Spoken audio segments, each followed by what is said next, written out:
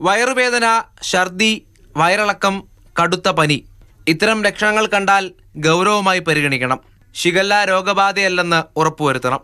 ദഹന വ്യവസ്ഥയുടെ പ്രവർത്തനത്തെയാണ് shigella bacteria ബാധിക്കുന്നത്. സാധാരണഗതിയിൽ ഷിഗല്ല എന്ന് വെച്ചാൽ ഏതൊരു വയറിളക്ക രോഗത്തിനെയും പോലെ വയറിളക്കം തന്നെയായിരിക്കും പ്രധാനപ്പെട്ട ലക്ഷണം. ക്ഷീണം, തളർച്ച, അങ്ങനെയുള്ള കാര്യങ്ങളുണ്ടാകാം. പക്ഷെ ഡിസെൻട്രി എന്ന് നമ്മൾ പറയുമ്പോൾ, അതിസാരം എന്ന് പറയുമ്പോൾ, അത് ഇൻറ്റസ്റ്റൈനൽ വാളിനെ ഈ ഓർഗാനിസം, ഈ രോഗാണു അത് തുളച്ചുള്ളിലേക്ക് പോകുമ്പോൾ രക്തത്തിൻ്റെ അംശം ഒരുപക്ഷെ ഉണ്ടാകാം. അപ്പോൾ സാധാരണ ഒരു വയറിളക്ക രോഗത്തിൽ നിന്നും ഷിഗല്ലയെ നമുക്ക് വേർതിരിച്ചറിയുക വളരെ ബുദ്ധിമുട്ടാണ്. പലപ്പോഴും ഈ മലത്തിൽ ഷിഗല്ല രോഗാണുവിനെ കണ്ടെത്തുന്നതിലോടുകൂടിയാണ് നമ്മളിത് ഷിഗല്ലയാണ് എന്നുള്ള കാര്യം തിരിച്ചറിയുക. എല്ലാ പ്രായത്തിലുള്ളവരെയും രോഗം ബാധിക്കുമെങ്കിലും 5 വയസ്സിന് താഴെയുള്ളവർക്കാണ് ഗുരുതരമായ ആരോഗ്യ പ്രശ്നങ്ങൾ ഉണ്ടാകുന്നത്.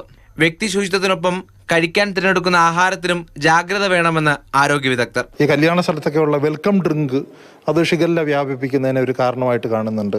മയണൈസ് ഒരു പ്രധാനപ്പെട്ട ഇത്തരത്തിലുള്ള രോഗങ്ങൾ വ്യാപിക്കുന്നതിൽ അൺപാസ്ചറൈസ്ഡ് മയണൈസ്, അതായത് മുട്ട നമ്മൾ ക്ലീൻ ചെയ്യാതെ കഴുകിയാൽ പോവില്ല, ഈ പറഞ്ഞതുപോലെ ചൂടുവെള്ളത്തിലിട്ട് പാസ്ചറൈസ് ചെയ്ത് എടുത്തിട്ട് തന്നെ ഉപയോഗിക്കണം. മറ്റൊന്ന്, കൂട്ടം ചേർന്ന് ഭക്ഷണം കഴിക്കുന്ന സ്ഥലത്ത് ഭക്ഷണം കൈകാര്യം ചെയ്യുന്നത് കൃത്യമായിട്ട് ശ്രദ്ധിക്കണം. വീടുകളിലാണെങ്കിൽ തിളപ്പിച്ചാറിയ വെള്ളം, അത് ഫിൽറ്റർ ഒരുപക്ഷെ മതിയാവില്ല.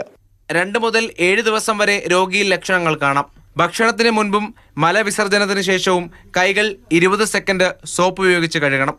രോഗബാധയുള്ളവർ പാചകം ചെയ്യാതിരിക്കുക എന്നിവയാണ് പ്രാഥമിക പ്രതിരോധ മാർഗങ്ങൾ. മാതൃഭൂമി ന്യൂസ്, തിരുവനന്തപുരം.